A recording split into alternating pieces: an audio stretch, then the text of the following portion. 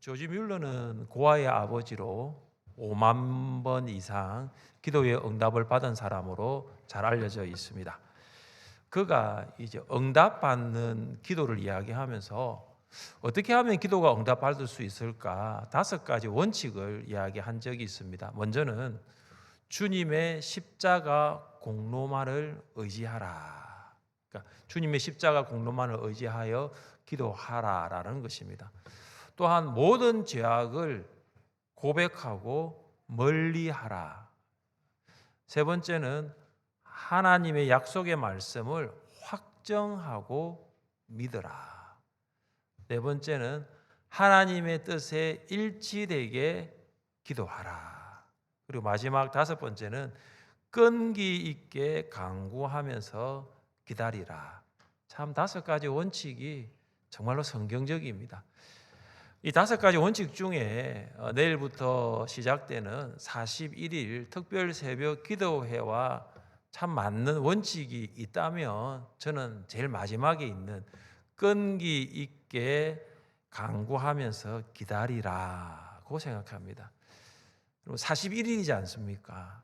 일주일도 아니고 2주도 아니고 41일인데 끈기 있게 기도하면 응답이 있는 줄 믿습니다. 야고보는 이 기도를 농사에 비유를 했습니다. 그가 이렇게 말했습니다. 보라, 농부가 땅에서 나는 귀한 열매를 바라고 길이 참아 이른 비와 늦은 비를 기다리나니. 농부가 열매를 기다립니다. 이처럼 우리도 하나님께서 주시는 응답을 기다리며 기도할 수 있어야 합니다. 왜냐하면 기도는 반드시 응답되기 때문입니다. 기도가 반드시 응답되는 것을 믿으십니까? 이거 믿어지는 것이 복이에요. 얼마나 복인지 모릅니다. 기도가 응답된다. 기도는 반드시 응답된다. 이게 믿어지는 것이 복입니다. 자, 이것이 믿어지는 성도들에게 하나님이 주시는 것이 있습니다.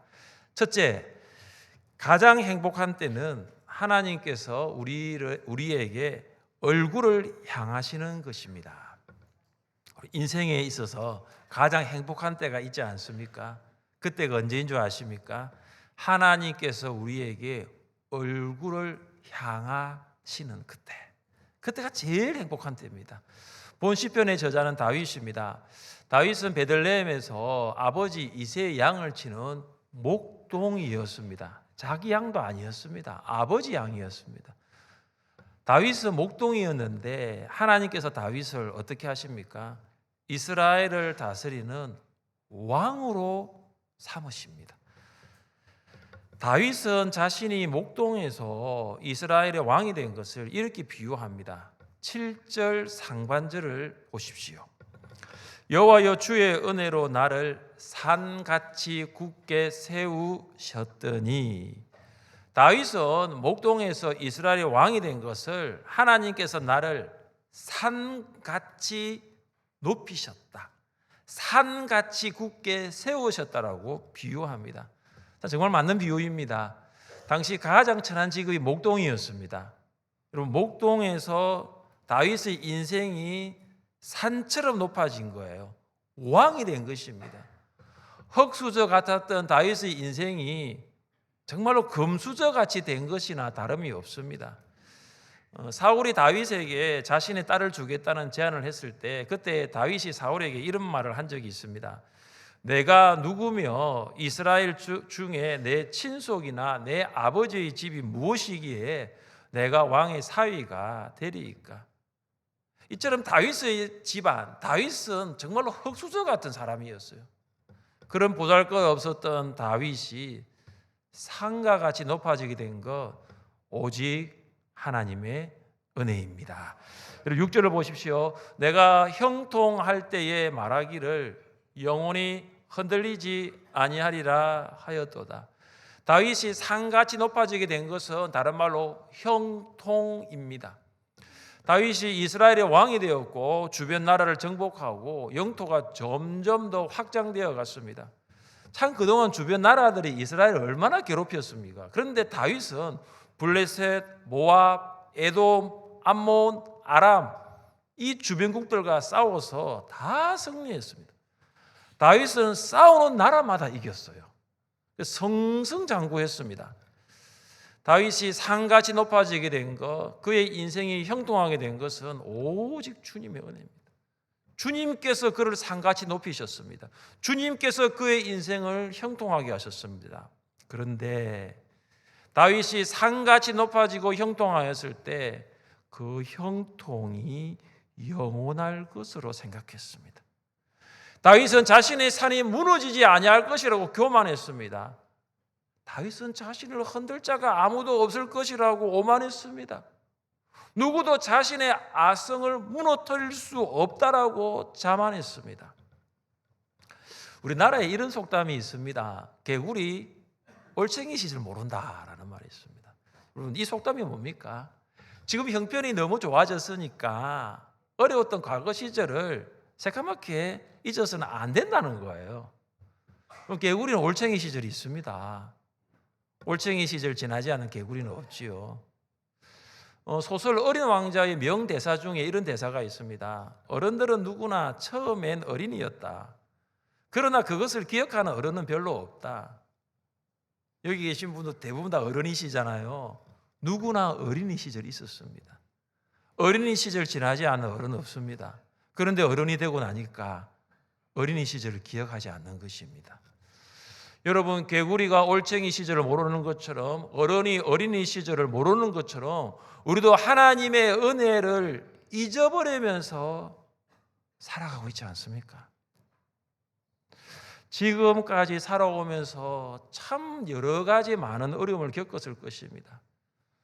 좋아하는 사람과의 인간관계에 금이 가고 그 관계가 점점 벌어지면서 관계의 위기에 봉착했는데 그때 어려움이 있었어요.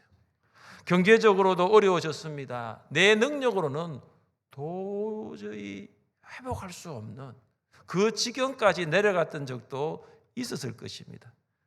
원인 모르게 몸이 아프기 시작하였고 몸은 약하여졌고 급기야 일어날 수 없는 지경까지 눕게 되는 적도 있었을 것입니다. 그때 우리가 무엇 했습니까? 그때 우리가 뭐 했죠? 기도했죠. 기도.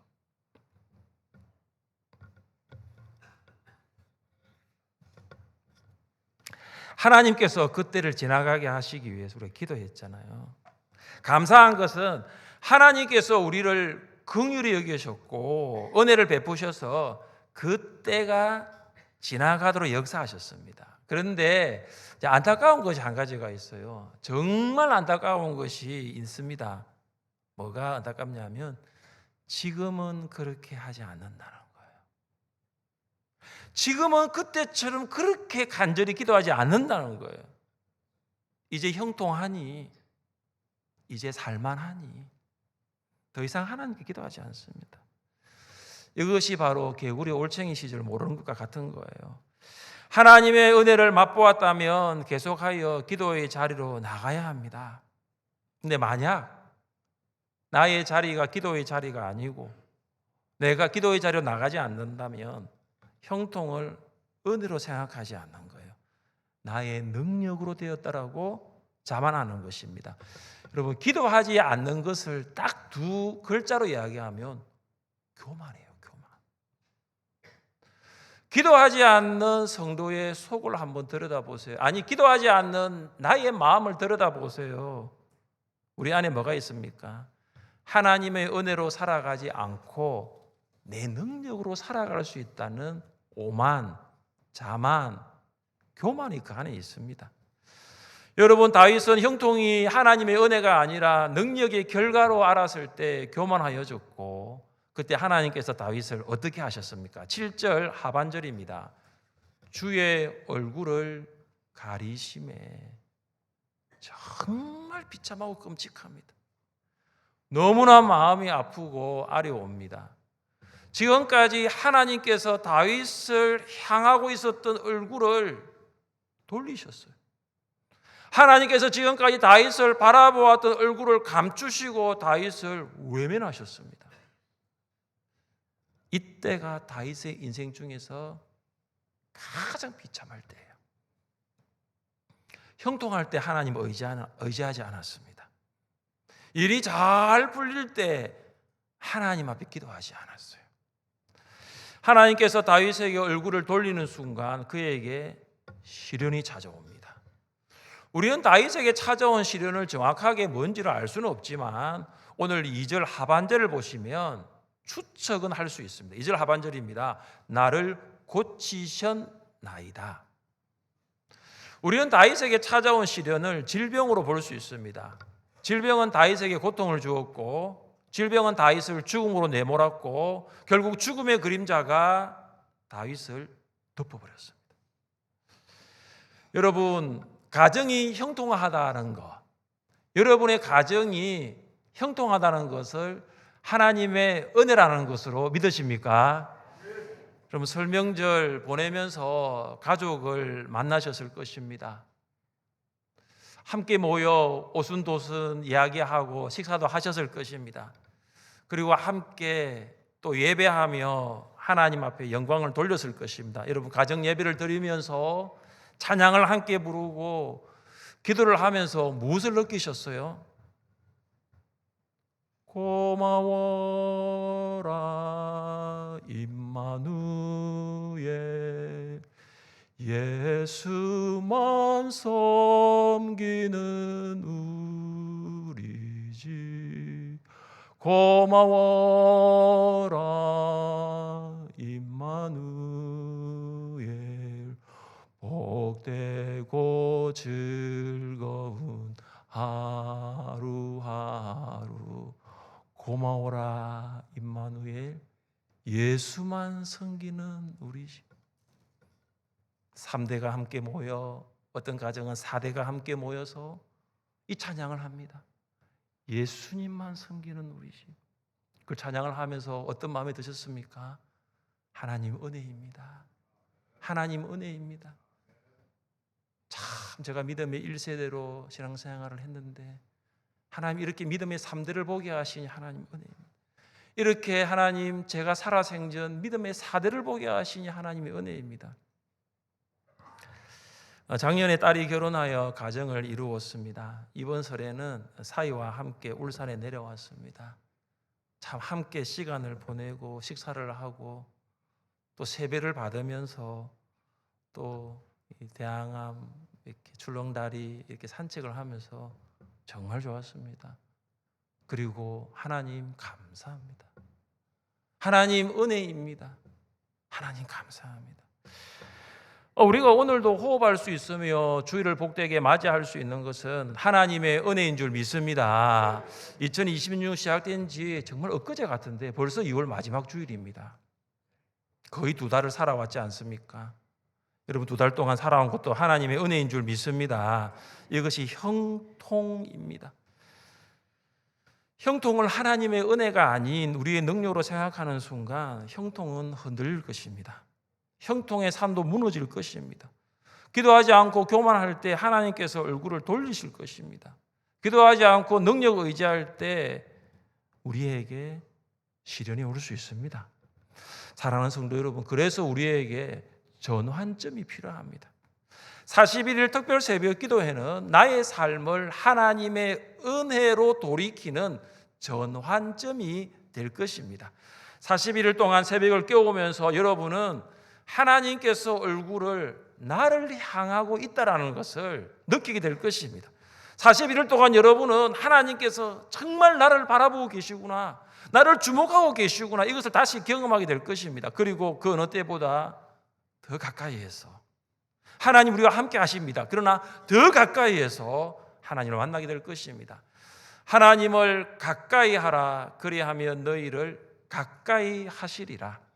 41일 동안 하나님을 가까이 하시기를 바랍니다.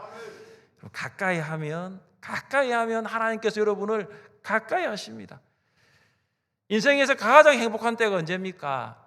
하나님이 나를 향해서 얼굴을 향한다는 그 확신이 들 때, 그 시간이 내일부터 시작되는 41일의 기도의 여정입니다. 하나님을 가까이하여 가장 행복한 41일의 기도의 여정의 주인공이 될 수 있기를 주님의 이름으로 축복합니다.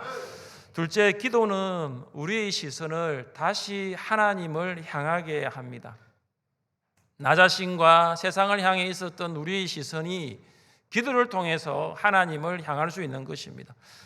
사망의 그림자가 다윗을 덮었을 때 그는 질병이 교만으로부터 왔다는 사실을 알았습니다. 여러분, 질병은 불행이에요. 그러나 질병을 통해서 하나님은 교만을 알게 하십니다. 그리고 하나님을 향하게 하십니다. 다윗이 질병을 통하여 그의 시선이 하나님을 향하게 된 것은 정말 감사합니다. 정말 감사가 아닐 수 없어요. 다윗이 이것도 깨닫지 못했다면 다윗은 정말로 불행한 인생이 되었을 것입니다. 아니, 불행한 인생으로 끝났을 것입니다. 질병으로 인하여 그림자, 죽음의 그림자가 다윗을 짙게 덮었을 때 다윗은 생각합니다. 하나님을 생각합니다. 질병을 통하여 하나님을 만나게 된 것이고 질병을 통하여 교만이 죄라는 것을 이제야 알게 된 것입니다. 그래서 다윗이 이렇게 하나님께 기도합니다. 8절입니다. 8절을 다 함께 읽겠습니다. 여호와여, 내가 주께 부르짖고 여호와께 간구하거늘. 다윗이 하나님께 부르짖습니다. 다윗이 하나님께 간구하였습니다. 여러분, 이 8절에 부르짖다, 간구하다가 미완료 시제입니다. 미완료라는 것은 뭐냐면 지속성을 말합니다. 다윗은 한 번, 두 번 부르짖지 않았습니다. 계속하여서 부르짖었습니다. 한 번, 두 번 간구하지 않았습니다. 계속하여 간구하였습니다. 언제까지요? 죽음의 그림자가 떠날 때까지, 죽음의 그림자가 물러갈 때까지 다윗이 계속해서 부르짖었어요. 계속해서 간구했습니다. 기도밖에 없는 거죠. 이번 41일 특별 새벽 기도회에는 몇 가지 특징이 있습니다. 가장 큰 특징이 뭐냐면 시간의 변경입니다. 이번 새벽 기도회는 몇 시입니까? 5시 30분입니다. 이번 특별 새벽 기도회는 30분 늦게 시작합니다. 5시에서 5시 30분으로 시간 변경을 결정한 가장 큰 이유는 5시가 빠르다고 말씀하시는 분들이 계셨습니다. 오고는 싶은데 좀 시간이 빨라서 5시 30분이면 좋겠다, 그런 이야기들이 있었습니다. 그래서 그동안 참석이 어려웠던 성도님을 향한 배려로 30분을 늦게 시작합니다. 한 성도님이라도 더 새벽 기도회에 오시기 위한 전격적인 결정이었습니다. 그리고 이번 특별 새벽 기도회는 30분 빨리 마칩니다. 지금까지 새벽 기도회는 1시간 정도 했습니다. 찬양팀 찬양 10분, 대표 기도 특송 10분, 설교 20분, 찬양 5분, 합심 기도 15분이었습니다.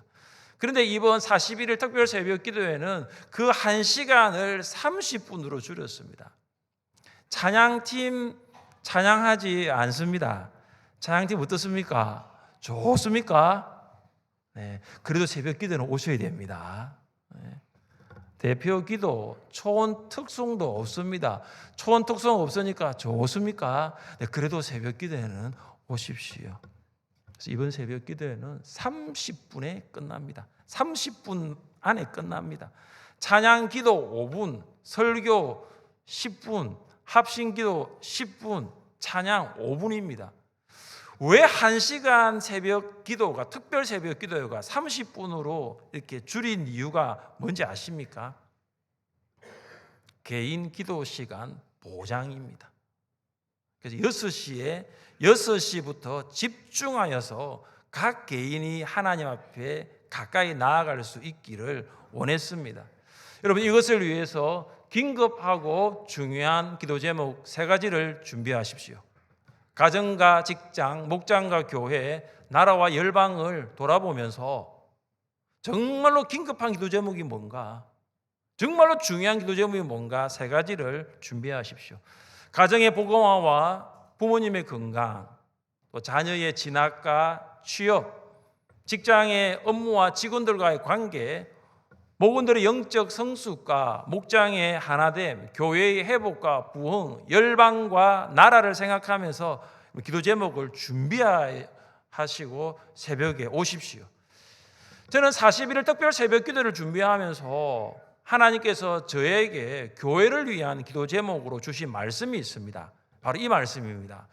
그리하여 온 유대와 갈릴리와 사마리아 교회가 평안하여 든든히 서가고 주를 경외함과 성령의 위로로 진행하여 수가 더 많아지니라. 하나님 아버지, 하늘샘 교회가 평안하여 든든히 서가는 교회 되게 하옵소서. 하늘샘 교회 성도들이 하나님을 더 깊이 경외하게 하시고 성령께서 그들과 함께 하셔서 위로하여 주옵소서. 41일 특별 새벽 기도를 통하여 성도들이 영적으로 성숙하게 하시고 새 가족들을 보내어 주셔서 날마다 회복과 부흥을 경험하게 하옵소서. 저희 기도 제목이에요. 교회를 향한 다른 기도 제목도 있습니다. 그래서 교회를 향한 기도 제목은 바로 이 말씀으로 하나님 주셨어요. 사랑하는 성도 여러분, 기도는 우리의 시선을 하나님을 향하게 합니다. 우리의 시선이 하나님을 향할 때 하나님께서도 시선을 우리를 향하십니다. 하나님은 우리에게 은혜를 베푸사 복을 주시고 그의 얼굴빛을 우리에게 비추사. 우리의 시선이 하나님을 향할 때 하나님께서 우리에게 얼굴의 빛을 비추어 주시는 줄 믿습니다. 그러면 여러분 되는 거 아니에요? 하나님께서 우리의 가정과 목장을 보시면 되는 거 아니에요? 하나님께서 우리의 직장과 우리의 교회와 우리나라와 정말로 이 열방을 보시면 되는 거 아닙니까? 이번 특별 새벽 기도를 통하여 하나님의 얼굴이 여러분을 향하여 드실 수 있기를 주님의 이름으로 축복합니다. 셋째, 우리는 하나님께서 기도를 응답하실 것을 믿습니다. 여러분, 기도는 반드시 응답된다는 것을 우리는 확신합니다. 이것이 믿음입니다. 다윗이 계속하여 부르짖으며 간구하는 기도를 하였을 때 하나님께서 어떻게 하셨습니까? 우리 1절 말씀을 함께 읽겠습니다. 1절입니다. 여호와여, 내가 주를 높일 것은 주께서 나를 끌어내사 내 원수로 하여금. 우리 3절도 한번 읽겠습니다. 3절입니다. 여호와여, 주께서 내 영혼을 수월에서 끌어내어 나를 살리사 무덤으로 내려가지 아니하게 하셨나이다. 아멘. 여러분 1절과 3절을 보시면서 여기 공통적으로 나오는 동사가 하나가 있는데 그것이 무엇입니까? 끌어내다라는 거예요. 끌어내다. 여러분 우물 아시죠? 우물. 우물 안에 물이 있잖아요. 그죠? 그래서 거기에 뭡니까? 양동이를 딱 내려가지고 우물에서 물을 끌어올리는 것을 여기 끌어내다라는 표현입니다. 지금 다윗은 죽음의 우물 안에 갇혀 있습니다. 자기의 힘으로는 나올 수 없어요.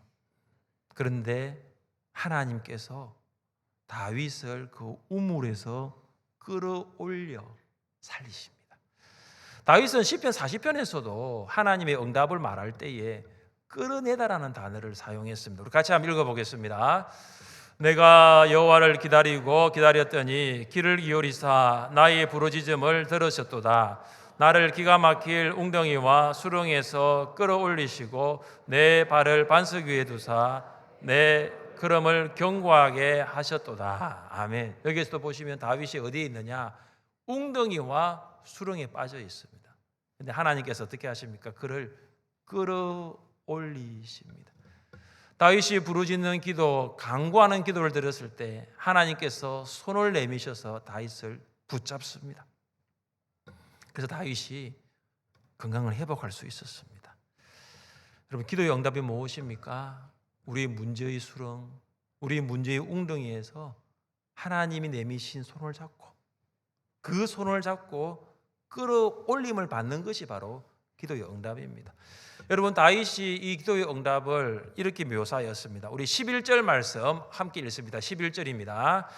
주께서 나의 슬픔이 변하여 내게 춤이 되게 하시며 나의 베옷을 벗기고 기쁨으로 띠우셨나이다. 아멘. 시편 30편 12개의 구절 중에 핵심 구절이 바로 11절입니다. 다윗은 자신이 슬픔이 있었는데 그 슬픔이 변하여 춤이 되었다. 자신이 베옷을 입고 있었는데 그 베옷이 벗겨지고 기쁨의 옷을 입었다라고 고백합니다. 여러분, 베옷을 언제 입습니까? 장례식에 입죠. 장례식에 입는 거죠. 다윗의 인생이 장례식 같은 인생이었어요. 기쁨이 하나도 없었습니다. 무덤까지 내려가는 인생이 다윗의 인생이었어요. 기쁨으로 띠띠운다는 것은 이건 잔치 때 입는 옷이에요. 여러분, 축제 때 입는 옷입니다. 슬픔을 변하여 춤이 되게 하시고 장례식 때 입는 베옷을 벗기시고 잔치 때 입는 기쁨의 옷을 입게 하신 분이 누구십니까? 하나님이십니다. 장례식 같았던 인생이었는데 다윗의 인생이 잔치집 인생으로 바뀌었어요. 잿빛 같았던 다윗의 인생이 축제로 바뀌었어요. 여러분, 다윗의 모든 것을 바꾸신 하나님께서 우리의 모든 것을 바꾸어 주시는 분이신 줄 믿으십니까? 네, 믿습니다.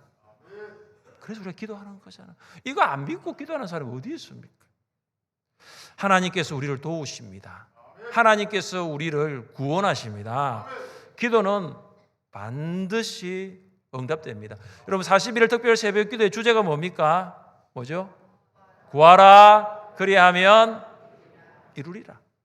구하라 그리하면 이루리라. 기도하면 하나님께서 응답하십니다.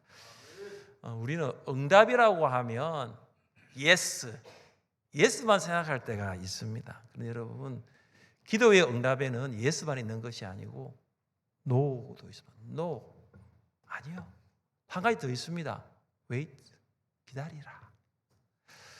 기도 노트를 작성하시는 우리 성도님들은 아마 기도 노트를 보시면 그게 나와 있어요. yes, no, wait. 세 가지가 있습니다. 하나님께서 나의 기도에 yes 하셔도 응답이지만 no 하셔도 응답이에요. 하나님께서 나의 기도에 아무 말씀을 하지 않으셔요. 침묵도 wait인데 그것도 응답이에요. 응답은 우리가 원하는 것, 내가 요구하는 것도 응답이에요. 내가 요구하는 것 얻게 되는 것도 응답이지만 하나님께서 원하시는 것을 주시는 것도 응답이에요. 사실 내가 원하는 건 아니었어요. 그러나 하나님이 주시는 것이 있는데 내가 원하는 건 아닌데 그것도 응답이라는 거예요. 우리는 기도할 때 이런 확신을 가지고 기도합니다. 기도를 응답하시는 살아계신 하나님 아버지, 가장 좋은 때에 가장 최선의 방법으로 역사해 주시는 줄 믿습니다. 이것이 기도의 응답을 기다리는 성도의 바른 자세이지 않습니까? 1842년 아일랜드에 조셉 스크리븐이라는 사람이 살고 있었어요. 이 청년이 이 고향 마을에 살고 있는 여자와 사랑을 하게 됩니다. 사랑을 하고 이제 결혼식을 앞두고 있었습니다. 그때 이 조셉의 약혼녀가 이제 말을 타고 이 조셉을 만나기 위해서 이제 오고 있었습니다. 조셉도 마중을 나갔죠. 약혼녀가 오니까 마중을 나갔습니다. 그런데 이 조셉의 약혼녀가 이제 말을 타고 다리를 건너는 순간이었는데 말이 거기서 갑자기 펄쩍 뛰어버렸어요. 그래서 약혼녀가 떨어져 강에 빠졌습니다.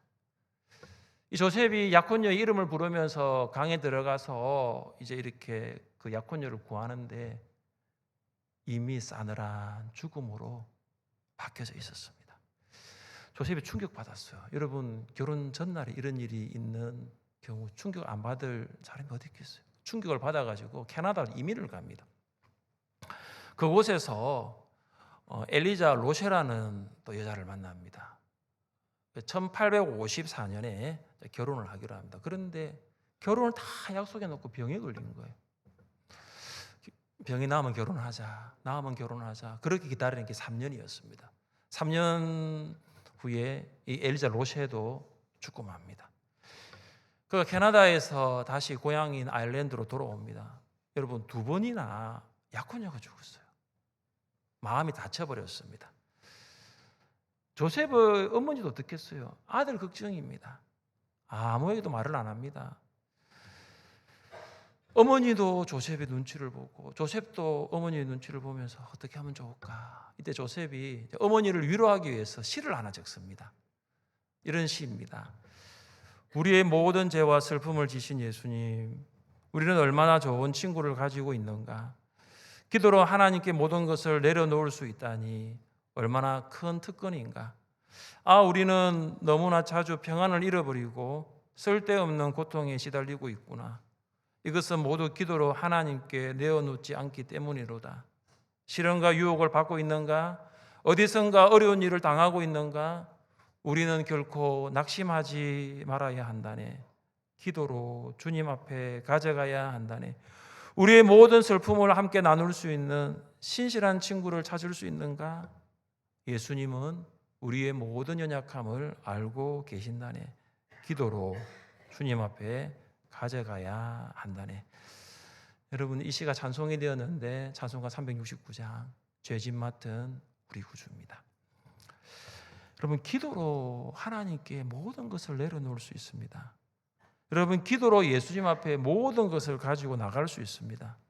우리의 모든 슬픔과 그리고 죄를 지신 예수님이 우리의 연약함을 다 알고 계십니다.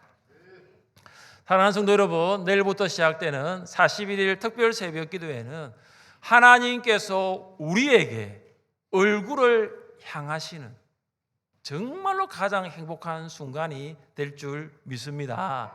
40일 특별 새벽 기도회는 하나님의 은혜가 쏟아지는 시간이 될 거예요. 우리를 향해서 하나님이 주시는 복이 임하는 시간이 될 것입니다. 우리는 40일 특별 새벽 기도를 통해서 기도의 응답을 받게 될 것이고 우리의 신앙과 인생에 있어서 전환점이 오게 될 것입니다. 이제 주님과 함께 41일 특별 새벽 기도의 여정을 떠날 준비를 하셨습니까? 여러분 모두가 내일부터 주님과 함께 41일의 기도의 여정을 떠날 수 있기를 주님의 이름으로 축복합니다. 우리 시간 함께 찬양합시다. 우리 자리에 일어나시겠습니다.